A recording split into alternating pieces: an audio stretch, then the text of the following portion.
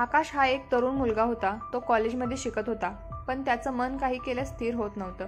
त्याला कळत नव्हतं की नेमकं त्याला कोणत्या क्षेत्रात करिअर करायचं आहे. रोज कॉलेजच्या रस्त्यावरून जात असताना त्याला वेगवेगळे प्रश्न पडत. माझं आयुष्य नेमकं कशासाठी आहे? माझ्यात नेमकं काय खास आहे? मी कसं काहीतरी वेगळं करू? या विचारात तो दिवसेंदिवस अधिकच गोंधळात पडत गेला. काही मित्र डॉक्टर होणार होते, काही इंजिनिअरिंगला जायला पाहत होते, तर काहींना बिझनेस करायचा होता.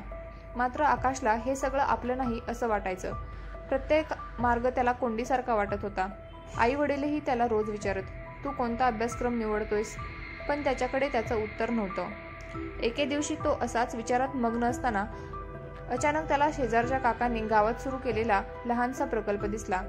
काका काही लहान मुलांसाठी शिक्षण देण्याचं काम करत होते.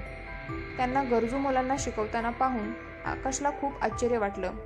लहान मुलांच्या चेहऱ्यावरचा आनंद पाहून त्याला जणू काही आश्चर्यच वाटलं. तो घराकडे गेला, पण त्याच्या मनातून ते दृश्य काही केल्या जात नव्हतं. त्या रात्री त्याने विचार केला की हे काम किती छान आहे. लोकांना ज्ञान देण्यामध्येही एक प्रकारची शांती आहे. त्याला प्रश्न पडला, माझ्याही आयुष्यात असं काही ध्येय असू शकतं का?